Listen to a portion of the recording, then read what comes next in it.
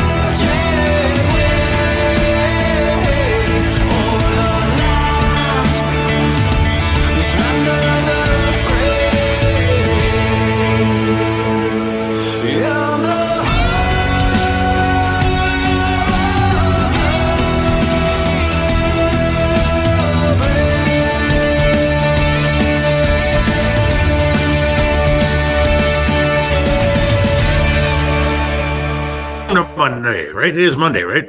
It is Monday. Unexpected week off last week. Yes. Everybody feeling better? I was Yeah, feeling I'm good. shitty, and I think you were feeling shitty. It was like a going around kind of thing.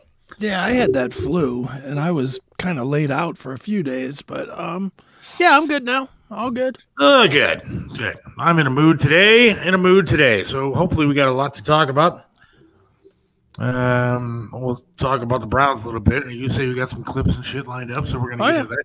And I was gonna not swear today, and I just slipped. I just said shit because, like, for whatever reason, just flies out of my mouth. Well, why were you gonna not swear? I don't know. I decided to maybe take a new approach. What, of being somebody you're not? Well, I don't swear when I'm on the air at work, so why would I? That sucks.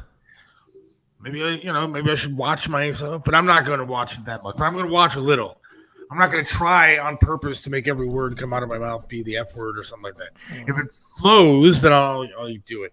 So I'm in a pissed off fucking mood today, though, man. Okay. That just kind of flew out. It was like fluid. I've just had one of those past couple of days where I'm just irritated with a lot of stuff. Like today, my daughter got this call from the driving school, and they said, "Hey, we have an opening." It would be her first driving lesson ever.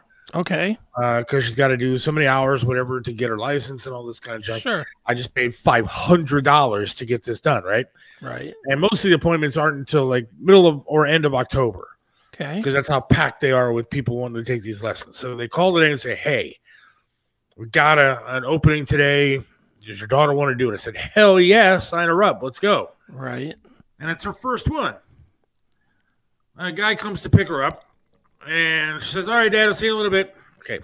Not even 3 minutes later, she's back inside the house. Why? I said, well, what the hell happened? And she's in tears. Okay. Well, apparently this driving instructor was rude on top of everything and said, get behind the wheel and drive. And she's like, well, I don't know how to. This is my first lesson.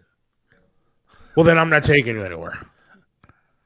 What and told her the to go hell? back inside the house and canceled the entire thing. How's she supposed to get the training? Is well, it supposed to be you now? They're like, well, you're supposed to take her out to parking lot and take her and get her experience on the road and everything before we do the driving lesson. I said, well, wait a second.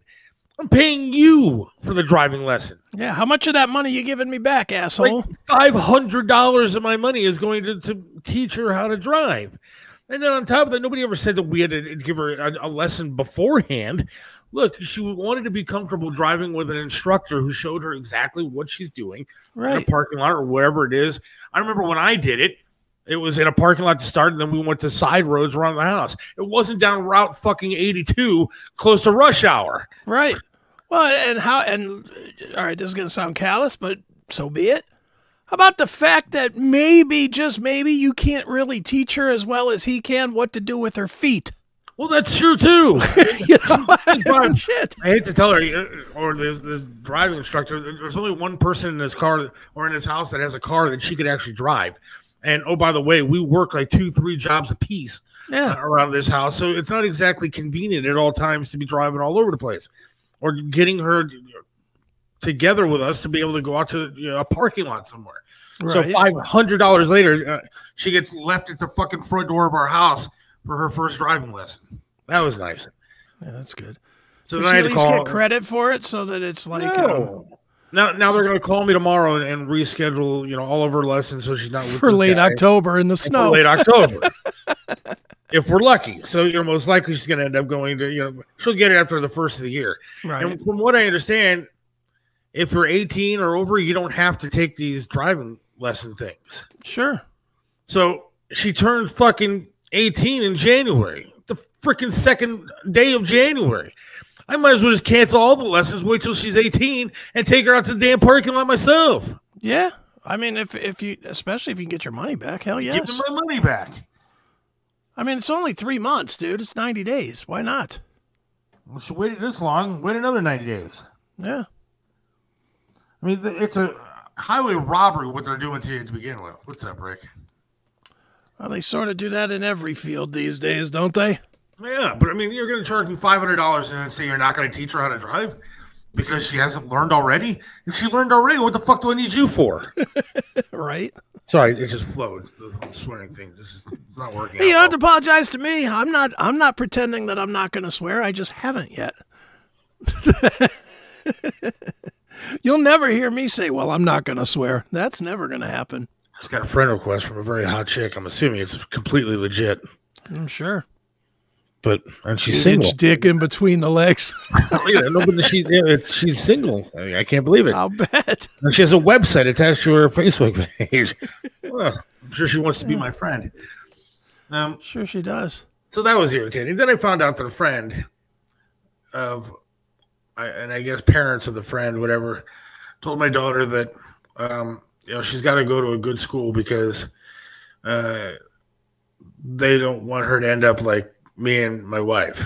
Oh, that's good. That's nice. Isn't that nice to hear? That's pleasant to hear. I know that, I've had some shitty days in my life, and I know that I don't exactly make $1 billion a year, but I've worked really hard at my craft and what I do for a living for 25 fucking years. And my wife works really hard at what she does. Now, we're not professionals. We don't make $100 grand a year. We don't make $200 grand a year. I'm sorry. I'm not a doctor. I'm not a lawyer. And, but I have busted my ass. And I think become fairly successful, at least fairly known in this town for what I have done. Sure. And I continue to do it after going to school for it for over 2 decades. And to have somebody say that they hope that my daughter doesn't turn out like me and my wife is rather upsetting to me. Dude, so clout chasers are just cunts. And I don't know who this person is or whatever, but I've been through it myself. Like I went I went through with my ex. She had a phase where she wanted me to dump all my friends. Once I started doing better, once I graduated from making 28 grand a year to making like 75 grand a year, because it was a big jump like that too.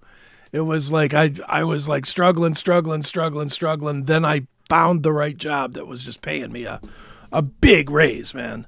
It was the raise level, I think, was like 43,000 from job to job, from one job. Went from 32,000 to 75,000 or whatever it was, whatever the math is for that. And immediately my ex was like, you need to have different friends. You need to have friends more in line with your stat, with my status. And I was like, I don't want friends in my status. My status was comfortable at 30 grand a year. Those are the people I like, the dirtbags that are, everybody's digging through their couch to buy a pizza. Yeah. That's my life. I don't need, and I tried. I made a friend with one of the kids' friends' fathers at the school that was a vice president of something Rockwell. I couldn't have been more miserable hanging out with this fucking guy. Right. It was awful. I'm not saying I'm the most successful person. In fact, I've struggled quite a bit over the past bunch of years. I have. And, a lot of it is because of stupid decisions. Some of it is because of stupid decisions anyways. And I haven't been as successful in my career as I'd like to be. I wouldn't say that. Like I've seen a lot of people go in and out of that broadcasting school, and that makes shit out of themselves. Sure. And so for me to be able to stay in one city and do it for over 2 decades, to me, is admirable. And I've gotten to do a lot of cool things, gotten to meet a lot of cool people, and sometimes, it's been tougher to pay bills than others. And, I do work extra jobs now because I want to be more comfortable and live a better lifestyle than I was leading. But I obviously made an impression on somebody because I was given a fucking house. And I think, I made an impression on some people considering the outpouring of support that I got when I was sick and lost my leg.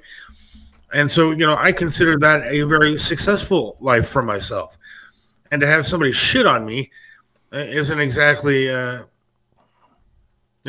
something I needed to hear. No, but you can't let cunts bother you, dude. You just keep them out of your life. I know. It's just another person should be kept at arm's length. It's just it's tough to hear when people think that of you, and because you don't know what people are saying behind your back, and that sucks. But you know what, dude? You know who you are. You can't. But you know who you are, so really what anybody says doesn't really fucking matter. You certainly don't say anything about my poor wife, dude. My wife has busted her ass and does on a day-to-day basis. Has always worked hard. Her entire life, she's a hard worker. She's always been somebody that busts her ass and try to make herself better and everything else. I mean, you want to talk shit about me, talk shit about me. You can call me a fat loser all you want. In fact, I got called that again on Facebook the other day. And whatever. It doesn't bother me all that much. But you're going to leave my wife out of your fucking mouth, to quote Will Smith there. Yeah, I was going to say. I'm going to see you up on a stage smacking this cunt. Yeah, absolutely. But it's just, it's been one of those kind of couple of days where you're just sitting there going, why are people so fucking irritating? This guy, Elmer Pintar, right? So he was on, if you look up his Twitter account, he's got like 4 different Twitter accounts. Okay. So I don't know what the hell this guy, but he describes himself as a fucking activist, whatever. And so that means loser. Right. And he's like, almost 70 years old. And he's out there, talking shit about, Republicans and, saying Kamala Harris is the best thing ever. And, but yeah, he's got literally like 4 X accounts. So he made a post on somebody's Facebook about J.D. Vance says school shootings are a fact of life and all this kind of stuff, which is a lie. He took it completely out of the context and just ran his mouth. And this guy, we need to ban all weapons, all assault weapons, blah, blah, blah, blah, blah. And so, I made a comment. Next thing you know, he's fucking calling me all the kind of names, saying I shouldn't be working in the media. Then he blocks me from the thread that was going on and then blocked me from his profile. I don't know why. I wasn't friends with him. And then proceeded to send me a Facebook private message, right? Okay. Going, you're nothing but a fat loser, fatso. Fuck you, asshole. Well, one, it was real creative calling me fat because I've never heard that before. And, I don't know, 40 years of me being overweight. Yeah. Way to go, guy. You noticed. Yeah. And so, then, after he says these things to me and I begin to type back to him, and I wasn't going to say anything. Well, I was going to say something mean, but I couldn't respond to him because he then blocked me from that. I couldn't do anything. So he had his last word. He showed you. He showed me. you. He really got Elmer Pintar. Look him up on X. Look him up. I on see Facebook. him with his 116 followers. Wow. Yeah. Well, among how many different accounts? I mean, they're all over the place. Don't you have to have a following to be an activist? That's like yelling in an empty parking lot. Does that really make your point known? Right. Like, he falls in the woods. I mean, like, this guy's a fucking moron. And I don't, again. It's like Paulie Walnuts from The Sopranos. Right, a little bit. But if you want to call me names and call me fat, which, again, at least be a little creative. If you're going to make fun of me, you can find numerous things to say to make fun of me. God knows the people that think my daughter should do better than me, make fun of me all the time behind my back. Here's my question, though. How do you even know of this fucking dick? Because my daughter told me about it. But why would you follow this dickhead? Oh, you're talking about Elmer Pintar? Yes. Oh, because he was the one on the thread that somebody I am friends with was talking about the school shooting, and he made his voice be known. And so then I couldn't comment on the thread anymore. So at least with him, so I responded at the bottom of the thread saying, "Hey, look, I really think it's fantastic that people could just message me privately and call me names and in a somewhat threatening way, and then get away with it. Whatever happened to having a discussion? And if you're going to run away like a coward, then don't have a discussion with me." Don't call me names unless you're prepared to take it back. Why do you expect him not to be a coward? He's a fucking lefty. Right. Because all lefties are pathetic losers. I mean, that's what it comes down to. They're pathetic. They're losers. And they don't understand how to even have a discussion. I don't even care if you have a heated discussion. Have a heated discussion with me. But their response all the time is to call you names and say, "I'm not talking to you about this," and then run away like a coward. Yeah, you racist, homophobe, fat fuck. Right. Now I'm going to block you so you can't say anything mean to me. I'm going to teach you by blocking you from my big Twitter following of 116 people. Right. I'll show you, asshole. I made fun of you, so now I'm going to block you because you are mean to me. Yeah, this guy, I'm just scrolling his fucking list a little bit. Yeah, he seems like a douche nozzle. He is. It's, I don't care about you having a differing opinion than me. In fact, I love to have the argument. Matthew is one of those people. Matthew presents himself. Well, and he listens to this show. I've been blocked by this show before. Yeah, but we accepted you back, and I accepted you as a friend.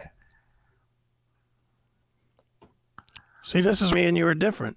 When they bug me, I just block them, and I don't give a fuck. See, I don't mind a heated conversation. I don't care what Matthew has to say. His point's never going to mean anything to me, and it's never going to change my mind, so I'm not going to give him any energy. Look, it may not change my mind, and it may not. But one, I think on a show like this, discourse and conversation, it can go in different directions. He may put something up that leads me into a different topic, or leads you into a different topic. Something that he says may, spark a conversation, which is fine. And I like a heated conversation. But when you call me names like fat, stupid, asshole, and then you immediately block me and I can't respond to you, I mean, what am I supposed to do with that? I mean, that's just being a loser. Yeah. At least Matthew has the balls to come into the show, take the heat, and then have a conversation. We may not like it. Yeah, I don't have a real problem with him. I don't really have a problem with him. I disagree with everything he says, but I'm willing to sit here and put up his text. See? Yeah, I don't have a problem with him. There are shows out there like that I do listen to because I don't agree with what they're saying. Now, I can't watch CNN that likes to try to present facts that aren't facts, just to give me a a different point of view? No. But I'll listen to some radio shows that I don't necessarily agree with.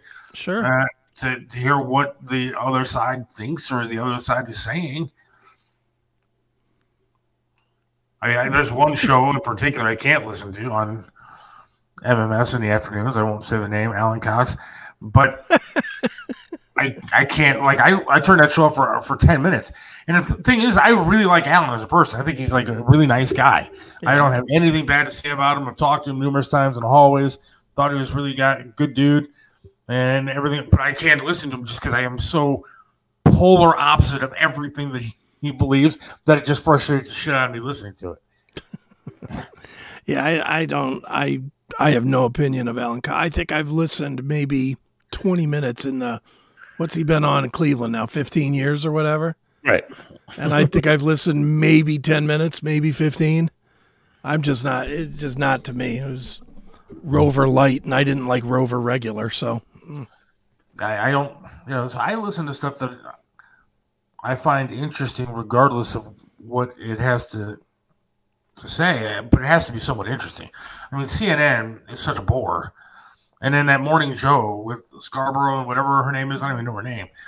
Could be the most boring, insane thing I've ever seen in my life. They talk about bias on the right, and yet they're the most biased people you've ever seen talk on TV. How can you criticize something that you are? Who was more boring? These guys today, pick one, or Imus? At the end of his career, Imus.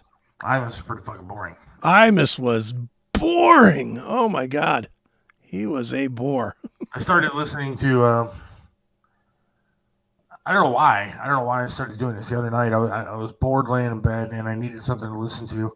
And I decided I was going to look on YouTube and see if there's any old, like, Howard stuff to listen to. Oh, it's all there. And I listened to, literally, I didn't sleep for 2 extra hours because I was up listening to old Howard. Sure. Old Howard was so fucking good. And that's the reason why I wanted to do radios, because I thought Howard was so great. Right. And when I listened back to the old stuff, whether it was an interview or whether it was just screwing around with the people in the studio, whatever it was the best radio that you could possibly have. Mm-hmm. It was that entertaining and like it sucked you in. Even the arguments with somebody on the staff, it was just entertaining to listen to. Sure. Then forget about the naked women, which was great, all that kind of stuff. And then he told his life. He wasn't afraid to like just give his life story. Now his life story is ridiculously boring. He's married to a kind of hot model, I guess, but he's so terrible what he does. Anymore. Well, you don't like hearing about the cat shelters and stuff? I don't. I really don't. I don't. The big interview with Jennifer Aniston or some other Hollywood douche that you really don't care about at all? It's so bad. And I sat back and I listened to all this stuff the other night on YouTube, I just couldn't help but get angry at him. Like, why am I angry? I'm angry at a celebrity who doesn't give a shit about me because of what he did to his program and what he did to fans of his that really followed him and were. I was heartbroken listening to it going, I cannot believe that I cared as much about that radio show as I did. Dude, he sold us out. That's what he did. That is the definition of selling out your audience. Because he doesn't do anything that the audience he built would like. Nothing. Howard is the new Don Amos now. Yeah, it was so bad. I was so bad to listen to, the old stuff and then think about what the new stuff is. Well, I heard he just came back last week from his 3-month vacation from that tough 3-day-a-week work week he's already working. Man. I mean, like, he's worse than a bank robber, dude. Like, he literally steals money and doesn't have to pull a gun. Like, he just steals money. Well, is he stealing it or is Sirius just stupid? Well, that too, but I think that's real. The real question is, what is Sirius going to do when he leaves? Sirius might end up having to pay this guy $500,000 a year until he drops dead. Because if they lose him, the whole thing closes. I was about to get it the other day again because it's like they were running a special like $5 a month. Yeah. and because I like listening to like a lot of college radio, like college football radio. Okay. And you can't get a lot of college football radio around, locally. And so, I was going to get it because I like listening more than just Ohio State games. You have a phone, though. You can't get it on your phone? I don't know. I mean, I guess I could try to look up where. On iHeart or TuneIn or one of those. Yes, but I never really, I don't know. I mean, and I like sometimes having that variety of sports and music and everything that Sirius offers. And some of it's kind of interesting. You just need some training on your phone. I guess that's what it is. Because, dude, literally, if you just put the Odyssey app as an example, that AUDACY, you'll get every CBS station in the country. You'll get every single one of them on that app. Between that and iHeart, you should be able to find any football game you want to listen to. Maybe that's or any sports talk, and that's just two. I never thought about just that. Two of them. I mean, those two, and dude, podcasts. Like I was up late last night because I just couldn't sleep. Big shock. But I was reprogramming up Pocket Casts, which I'm switching from. I used to use Overcast as my podcast provider, and now I switched to Pocket Cast. It's just a different app, but Overcast just stopped working the way I want it to. So I have Pocket Cast on my phone. Pocket Cast. Well, at some point I bought a lifetime membership to it and then stopped using it. I don't know what's wrong with me, but I went back to it and I was going through last night. Dude, I have now, I must have 30, 40 podcasts that I'm subscribed to now. And it's all broken down by categories. It's all, where's my thing here? I'll show you. So, I don't know if you can see this or not, but there's my podcast and it scrolls. Oh, wow. I have a ton of podcasts, but I have all kinds of sports. I have Basket and Phelps. I have the Ken Carmen Show. I have Jim Rome Show. I have Adam the Bull Show. I have It's Always Game Day in Cleveland. And these upload every day. Pat McAfee. I love that show. Yeah, well, they're all out here. They're all on your podcast. You just need to get your sports fix, you just need to kind of redirect and stop. The reason I'm going through this whole mess is to tell you, a year and a half ago, I had the same exact urge you did. And I signed up. I bought Sirius for a year because they gave me some ridiculous special, $3 a month. Right. But it was 2 years. It was a two-year thing, $3 a month. I didn't have it 30 days before I called them and canceled it. Wow. Because it's terrible. There's so many commercials on it. It's worse than commercial radio for commercials, if you can believe that. It's just terrible now. Well, the old days are done. I don't know. One of those days, one of those moods today, and I know that I'm not a good example for my daughter, apparently, which I found out. Oh, fuck whoever said that. They can suck 10 bags of dead dicks. You know what? Do you see what's behind me today? Yeah, I've been there. I've been in it. No, that's the Brown Stadium. Oh, is it? After yesterday's debacle. Well, it was a good game, wasn't it? Oh, if anybody is joining the show for the first time. There you go. No, go one up. This one. The Dofu app. I'm not familiar with that, but you can get any sports event for free. I'm going to look that up. If anybody hasn't been watching the show, I did make a bet with one of your friends, and I guess I'll consider him a friend of mine, John Drake. Yes. John Bloomdoggy, who usually does our Browns reports. I don't know if he's going to do them this year for us. He will if we ask him. I haven't asked him. But it's going to be a lot of reporting on Browns losing and Browns sucking ass, because we made a bet last year. I lost, and I had to eat asparagus for the first time, and it was a disaster. But this year we have made a bet on crickets, and whoever loses will have to eat 2 boxes of crickets. That's right. And I bet that the Browns are only going to win 4 games this year. And good old Bloomdoggy John said they were going to win, what, 10? 10? Yeah, I think 11. I think he said tried, 11. I think he did say 11. So 11 games. If you watched that yesterday, they might not win a half this year. Oh, stop it. See, this is where you go overboard. I watched the whole game. I'm not going to say that I didn't. I'm not going to say that it was a good game or anything to the sort. It was not. It was definitely a terrible, terrible, terrible experience. They may not win a half of football. You're just, see, this is you. This is why you're going to be eating the crickets and him. You're both going to eat crickets this year. But they may have had their only lead of the year when they scored a field goal at the beginning of the game. You're just kind of overlooking a lot of obvious. Okay. And wait a minute, before I start, I'm going to say this. Go ahead. Deshaun Watson sucks. He's fucking terrible. Yes. Terrible. So I'm going to start by saying that. But you're also playing a 12-win perennial playoff team whose quarterback just signed the richest contract in history yesterday. Yeah, you know whose contract he beat? Our quarterback's richest contract of all time. I get that. I'm not defending Deshaun. Deshaun was absolutely fucking terrible. And there's actually a video out there of Joel Bitonio, like Deshaun went to help him up off the ground and he swatted his fucking hand away. Yeah. He didn't even want to be helped. I heard Joe Thomas today, former Hall of Fame lineman, say that that's a bunch of bullshit, that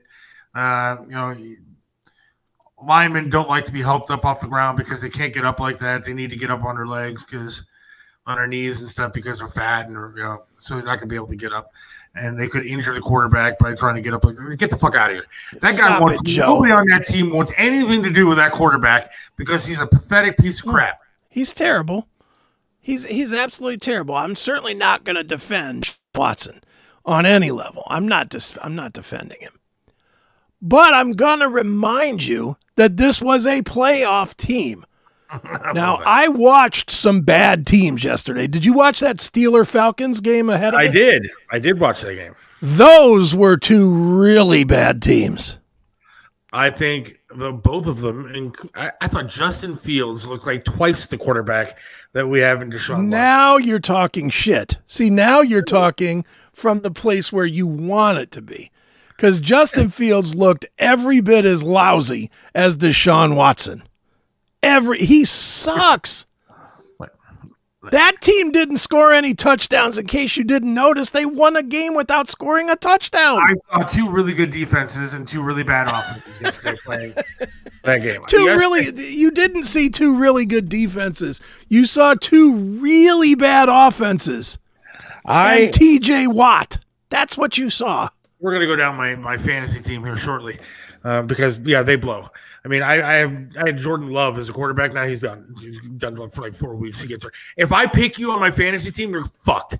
I picked the Browns defense to be my defense for this year on my fantasy team. I might as well pick you and I to be the defense. I mean, it was a pathetic display. It was a terrible game. I'm not defending anything. Dude, you're singing to the choir here. I put 1,000% of this blame yesterday on Stefanski. This fucking guy just didn't have his team ready to play. He didn't put them out there on the field during the preseason. None of them. And they played just like they hadn't played with each other all year. We know Watson has been playing with a lot of people throughout the year. Well, you know what, ladies of Cleveland? Start jerking this guy off. Absolutely. Please.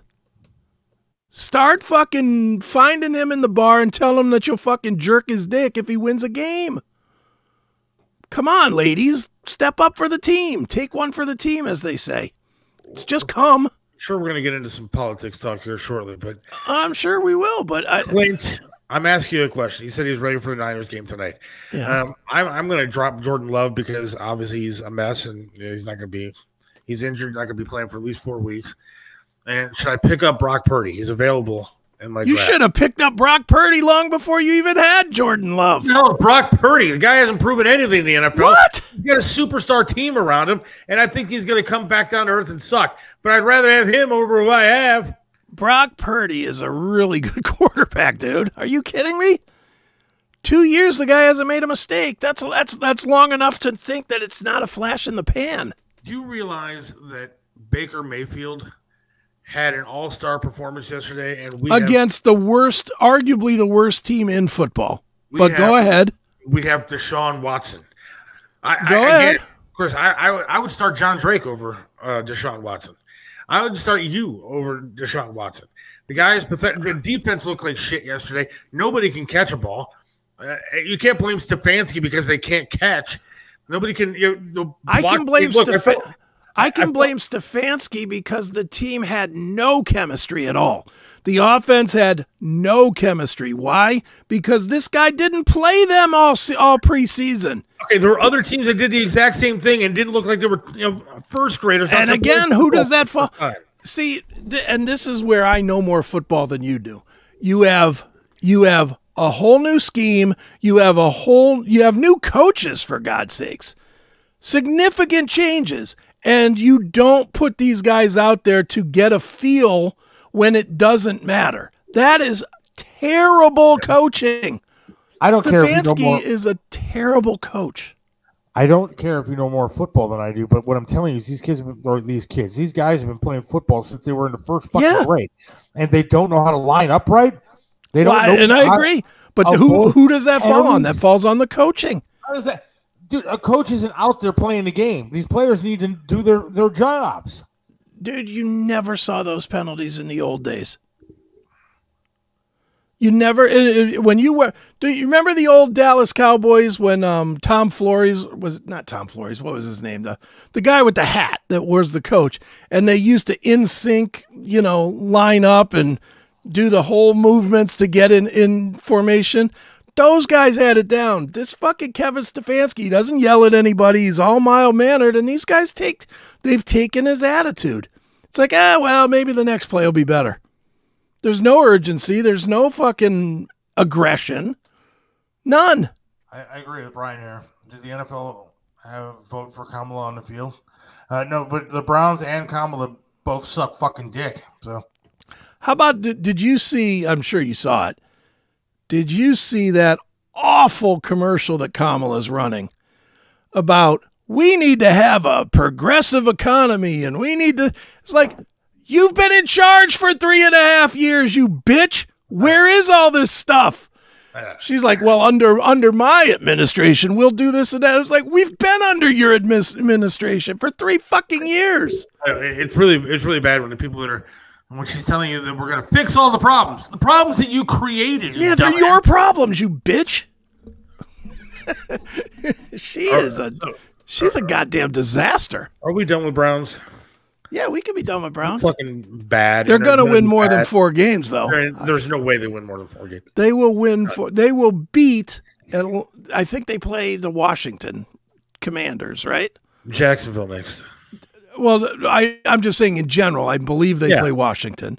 That's a win. If they don't win that game, then I'll be eating a box of crickets just to fucking. I'll take that bet right now. I'll go with that bet. They're going to their rookie quarterback is better than all 3 of ours. No, he isn't. He was awful yesterday. You watch. They'll beat the Bears. Are you kidding me? They'll beat the Bears. That guy was God. Yesterday. Tell me you weren't secretly happy to see Caleb Williams just suck. Oh yeah, I don't like that guy. I fucking hate him, and I was certainly glad to see him go. What'd he do, like 8 for 20 for 53 yards or something? He was terrible. He's a whiny little nail polish wearing faggot. I'll say it. Faggot. He's terrible. But yeah, the Browns were terrible yesterday. I'm not going to make any excuses for it at all. They were god awful. But to start saying, well, the season's over and they're not going to win a half, dude, you're dreaming. They're going to play some terrible teams. Get rid of Stefanski. I agree. Ship him out of here. Yeah, he's lousy. I agree too. I mean, I know he got two coach of the year things. I don't care. What have you done for me today? Mike Tomlin's considered a great coach. Hasn't won a fucking playoff game in 10 years. How long is it going to take to build that dome? Probably 3 years. All right, so you know what I do if I'm Jimmy Haslam? I just lose. I lose, and I keep losing, and I just keep losing. I build that dome stadium, and I keep picking up first-round picks because we suck and I just keep losing. Lose on purpose for the next 5 years. And when you open up that dome, you have a whole bunch of first-rounders ready to go. Dude, they already did that. It didn't work. The team got better. The team got better with Miles and all that, but that's what they did do. Remember 0-16, 1-15 the year before that? Do it again. We can do better than 0-16. Now it's 0-17. They play 17. Now it'll be better. It'll be better. So we're going to do 0-17 like 3 years in a row, stock up draft picks, and then come back in the dome with a good team. You still need somebody to coach those draft picks on how to play the game. That's the problem. The Browns won the second half yesterday, 14-13. They're not going to win another one. Why are we talking about winning halves? Because they suck that bad. Winning halves, that was garbage time from the second quarter on. And you're talking, well, you think the Dallas Cowboys are the be-all, end-all of NFL football? They didn't make it anywhere last year with the playoffs, and then they lost. Went to the Dallas will be in the championship game this year. If we had Dallas is damn good, man. That's a damn good team. If we had Flacco, we might have won that game this year. Enough with Flacco. Flacco's 106 years old. And better than anybody we have on the roster. No, he's not better than Jameis Winston. He's if not. Tom Brady would have walked out of that booth last night in his suit, he would have been better than anybody we had on the field. All right, just for the record, too, how bad was he as an announcer? I didn't hear. I was listening on the radio the entire time. Oh, okay. He... And they talked all about it in the workup that him and the other guy that was with him did like 75 practice games, 75. And he was stale as a rice cake that's been left on a counter for a year. I mean, he was just, and I get it. He's probably nervous, a little I know he's Tom Brady, greatest of all time, blah, blah, blah, blah, blah. He was clearly nervous. He was listening way too much to whoever was in his ear, telling him, oh, talk about this guy or that guy or whatever they do, whatever their thing is. But he was bad yesterday, man. Just, I mean, what's his name? Kevin, was it Kevin Harlan or Kevin somebody, whatever his name was? Right. There was a lot of times where that guy was just like, well, Tom, don't you mean that he was like, like he was jumping into doing the Tom Brady part too? And in my head, I was thinking, this fucking guy just made $2 million to suck this bad. Yeah, he's like, what, $300 million contract? He makes $2 million a game. Oh, Jesus, dude. $2 million a game. And I was just like, damn, $2 million a game. I could call it this good. You're right. Whoever said that I suck as a role model for my daughter and I hope that my daughter does much better than me in life. They're right. I hope they do as well as Tom Brady. Who doesn't? I mean, I was out working my third job yesterday during the Browns game, and I think I made $60 on the entire game. So, Tom Brady made $2 million. I made $60. I was happy with what I made, but yeah. Well, you and Tom I'm kind of equals. We're almost. I could actually do a better radio broadcast than he could, though. That's what's sad. You were both on the clock at the same time. That's both good. On the clock, same time, and we were only off by like that much for financial gain. Just a couple of decimal points. That's all. Yeah, whatever. How sick is that they paid this fucking guy $375 million for 10 years? Like he needed sight it unseen. And sight unseen, though. The guy didn't even need it. They had no idea. The only thing, unless I'm mistaken, that he ever did in broadcasting was he did these little 5-minute hits on Monday Night Football for Westwood One, where it was like every Monday and on with us is Tom Brady. Tom, you won another game. And he's talking about his own game. I don't get it. That guy's got good life, for him. Man. You know what? There were so many reasons. I mean, I believe in God, right? And there's a lot of things that that I truly believe, and I believe that in a higher power. I believe in Jesus. I believe in the good Lord, and I pray every day, literally. And I know a lot of people don't believe that about me because I have a foul mouth and I love to look at women, and I do a lot of bad things probably that aren't really Christian-like. However, I do pray literally every single day. And I don't know where God gets off giving people like Tom Brady fucking everything. I mean, he gets good looks, athletic ability, and like makes more money doing broadcasting than he made playing football. Yeah. He was given everything in life. He's the only person that would sit there and go, you know what? I'm done with this supermodel. I'm going to go on to the next. Well, and gave him the brains on how to handle it. Right. Did you hear that when what's her name went for Discovery to try and divide the assets, that every asset he owned was in his mother's name? Oh, God. So he was smart enough even before he got married to put it all in his mom's name so she can't take any of it. He's brilliant. Fucking brilliant. God blessed him with literally everything, and I don't understand. He must have a fucking 1.5-inch dick. Something. Something has to be, or 6 toes or something. It's not true. You know, he's probably built like a fucking rhino down there, and it really upsets the hell out of me because there's got to be something wrong, though. There has to be. He's got to have a second pinky or something. Okay, I would take everything else that he has and have a second pinky. You can give me 4 pinkies for all I care. It wouldn't bother me. I mean, there has to be something wrong with him. Has to be. Seriously, I wonder, where did I go wrong with the good Lord that I didn't get? I couldn't have been that bad of a kid that he decided to fuck me for the rest of my life. Maybe it was your dad. I mean, maybe he's fucking your dad over by having you not be Tom Brady. I guess that could be it. Maybe that's the key. I guess, but why put me through the perpetual hell just to get back at him? Collateral damage, man. That's an awfully vengeful God that I don't really want to believe in. Look, if you don't believe God is vengeful, then you haven't read the Bible right. God is a very vengeful God. I'm right. I get that. But, I sit back and I'm not bitching. I mean, there's a lot of people that have a lot worse than I do. I actually consider losing my leg a blessing in a lot of different ways.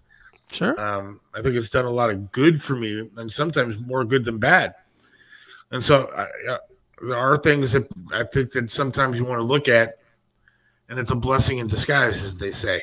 Sure. So I'm not going to bitch and say that God didn't give me anything, but he certainly didn't give me the Tom Brady life, which would have been nice.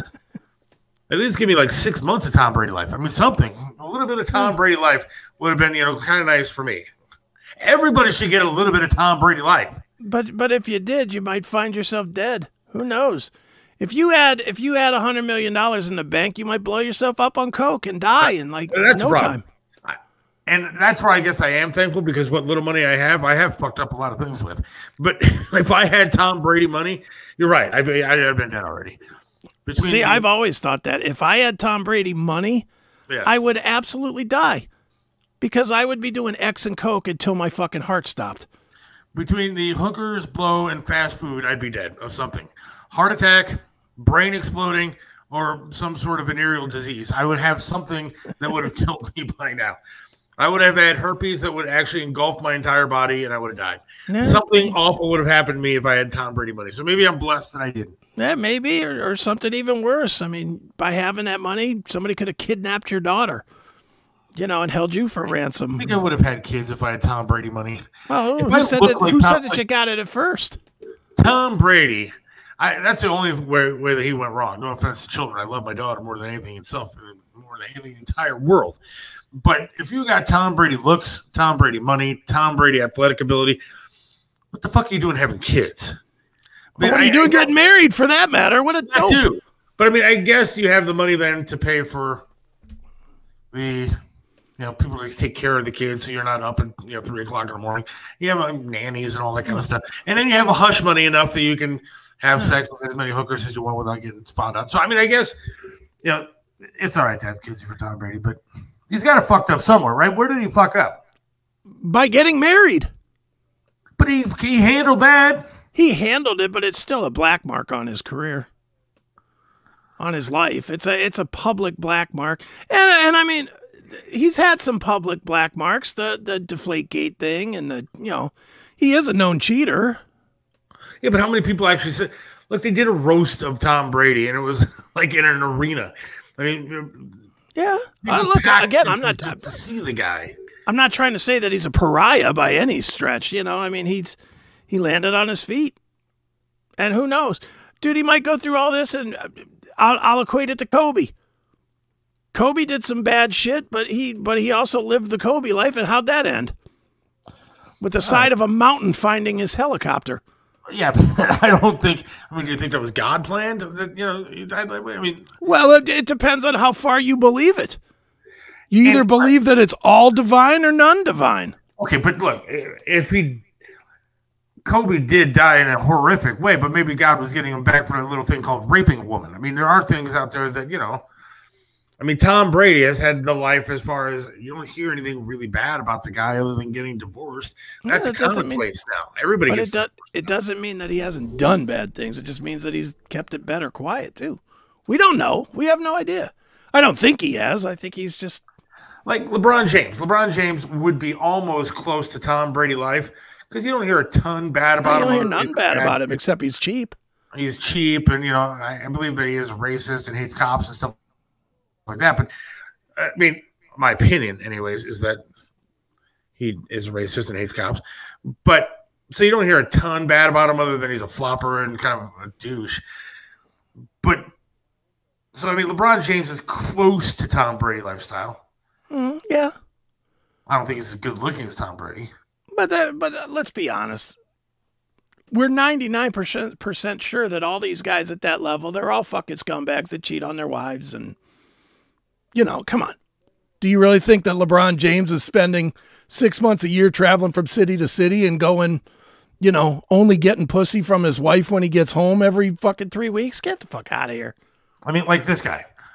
This guy is living Tom Brady lifestyle. DJ Greg Mack. DJ Greg Mack is. DJ Greg Mack almost lives Tom Brady lifestyle. I mean, he's DJing all over the place. He's only been doing this Twitch thing for like a month or whatever. He's already getting like subscription and getting a page handle on Twitch because of all the shit that he's got. I mean, I made 35 cents doing this show. Well, at least you made 35 cents. That's true. I'm almost DJ Greg Mack quality. Maybe we should bring back the Subway hats. If we brought back the Subway hats, we'd probably be better off. The green Subway hats for the green screen. That was a great idea. But DJ Greg Mack is almost living a Tom Brady lifestyle. He is. He's leading the Tim Brady lifestyle. Yeah. Tom Brady's distant cousin. Right. I'd take that lifestyle. Yeah, at this point, me too. Yeah, I have no idea. I know nothing about Tom Brady. What's wrong with that, though? I mean, so what? So he dumped a wife and then she's pregnant with his kid, and then he pays her to go away. He can get away with that. Trump can't, but he can get away with that kind of stuff. Yeah. Who knows? He'll fuck up somehow. He'll get a DWI and kill a family or something. I don't have any side hoes, though. No, you don't now. I know your stories, Greg. You DJ'd in flats. Everybody had side hoes. And DJs get a lot of side hoes. Yeah. We're not saying you're done yet. For whatever reason, people think that DJs make money and stuff. I don't know. My wife did. It's the only reason I got a good-looking wife, dude. She thought I made money. She thought I was kind of living Tom Brady lifestyle. When she found it out, now she's like, oh, okay, not going to touch this guy ever again. Fuck him. We'll move along here. Ride this out to the age of 18 for the daughter, and then we got to go. And then out of here. And out. Well, at least now you got equity with that house. I know. Going nowhere. She ain't going nowhere. You're there. She's taking half of it. She was my wife. She tried to take half of it. She'd have to pick left or right because I wouldn't be selling it. I'd be cutting it in half. Anyways. All right. So we got some clips and stuff, right? We do. Why don't we try and make some money? Yeah. And then we'll come back and do that. Does that work? All right. So hang tight, folks. We'll be back if I can find the commercials. We'll be back with more, with some goofy shit here in a minute. It is the Seth Williams Show. Seth Williams loves this land, stands tall and proud. Believes in freedom, speaks his mind out loud. Mentored by Trip, He learned to be tough. Life knocked him down, but he got back up.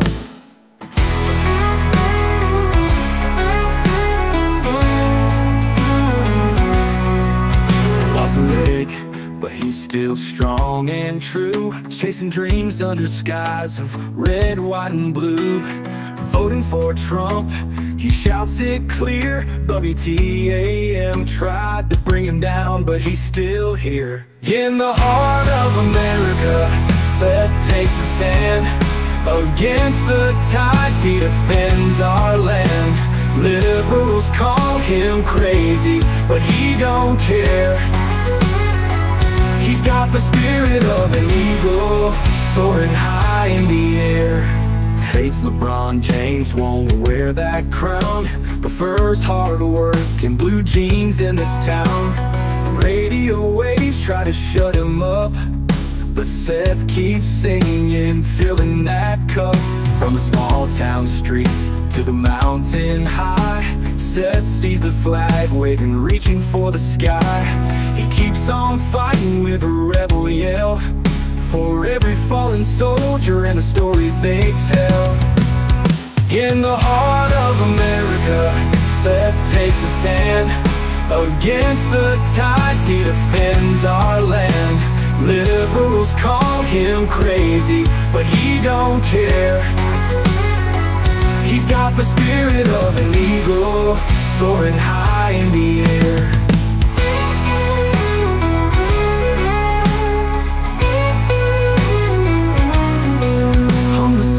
Town streets to the mountain high, Seth sees the flag waving, reaching for the sky.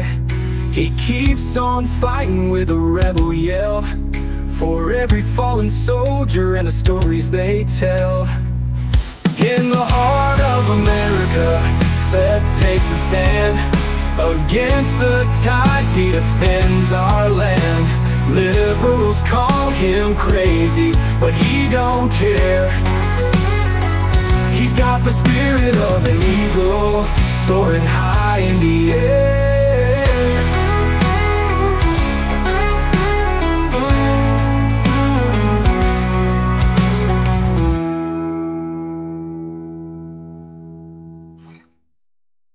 It's the album that shocked the world, Judas Priest's Turbo.